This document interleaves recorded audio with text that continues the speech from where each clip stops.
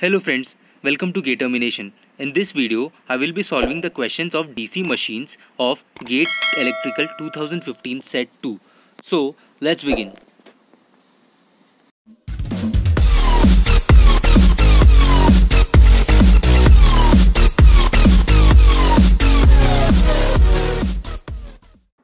In this question, you have to find out the armature voltage which will reduce the rotor speed to 500 rpm.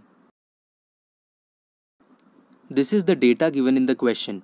Now first of all, since the load torque is directly proportional to the square of the rotor speed, we can write that T1 upon T2 will be equal to N1 upon N2 the whole square, which is equal to 1000 upon 500 the whole square, which is equal to 4. Now we also know that T is equal to KE into phi into IA.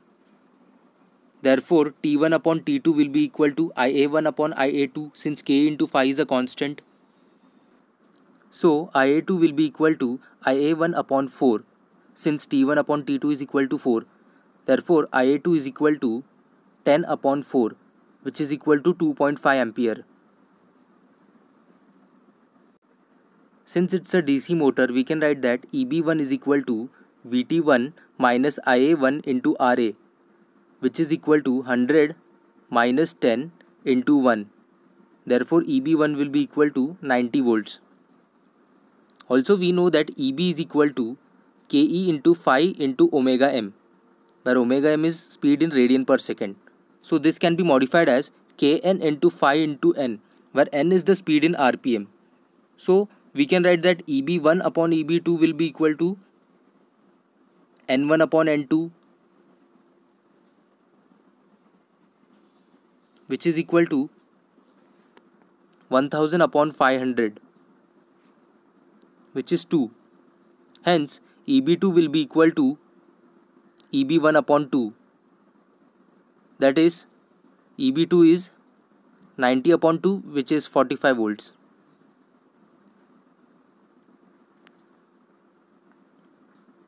But EB2 is equal to VT2 minus IA2 into RA, since it's a DC motor. So, VT2 will be equal to EB2 plus IA2 into RA, where IA2 is the current when the speed is 500 rpm. So, VT2 turns out to be 45 plus 2.5 into 1, which is equal to 47.5 volts. So, this is the armature voltage required to reduce the speed of the rotor to 500 rpm. In this question, you have to find out the steady state speed of the motor when it drives the load. Omega naught is the no load speed, omega 1 is the rated speed, T1 is the rated torque, and TL is equal to 2.78 omega R is the load torque. First of all, we know that the armature current at no load is approximately 0, and we know that the torque is T is equal to KE into phi into IA. Hence, the no load torque will be equal to 0. Now, let's make a graph of speed versus torque. So, this is speed on the y-axis, that is omega R, and torque on the x-axis. When the torque is 0, the speed is 200 radians per second. And when the torque is 500 Newton meter, the speed is 180 radians per second. So we get a line of decreasing slope. This is 180 over here and this is 500 Newton meter. Torque is in Newton meter. So we can write the slope of the line is equal to 200 minus 180 upon 0 minus 500. That is y2 minus y1 upon x2 minus x1, which is equal to minus 1 upon 25. But we know that the equation of a straight line is y is equal to mx plus c.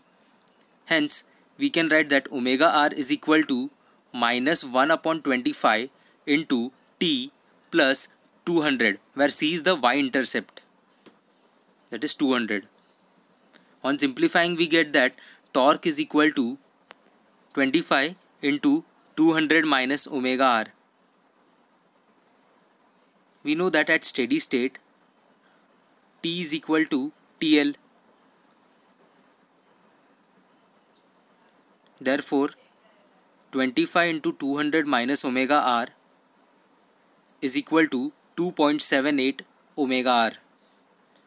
Therefore, 200 minus omega r is equal to 0.11 omega r.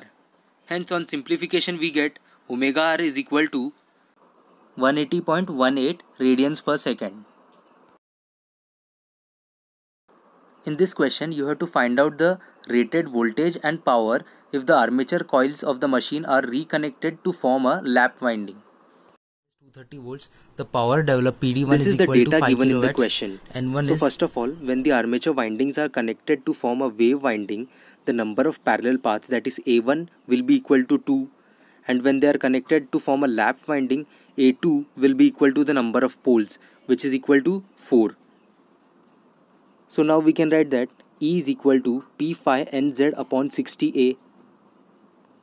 So E is inversely proportional to the parallel path, number of parallel path, that is A.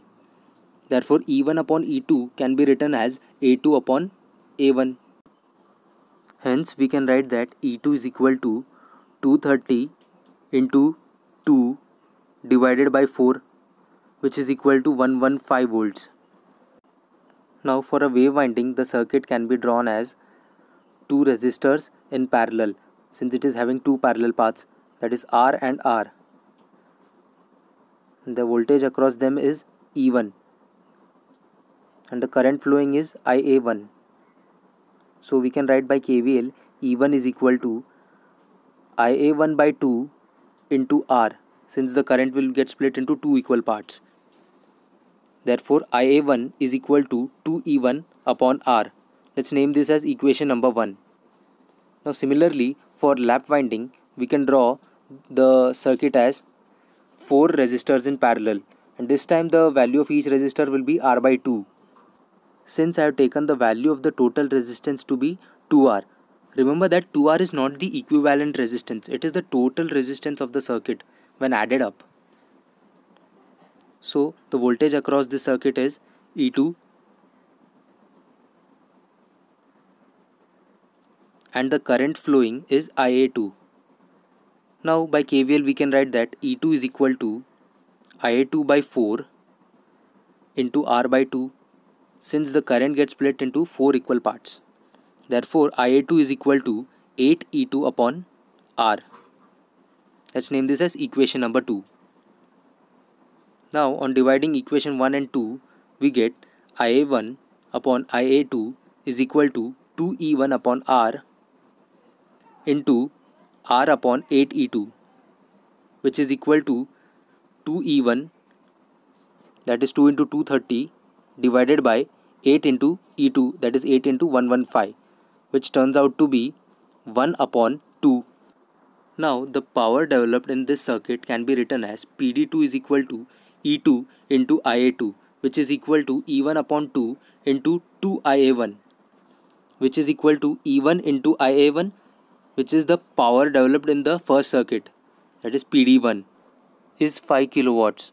So the rated voltage for the lap connected DC machine is 115 volts and the power developed is 5 kilowatts. If you found this video useful, do give it a like and do not forget to subscribe to Gaytermination for more such videos. Thank you for watching.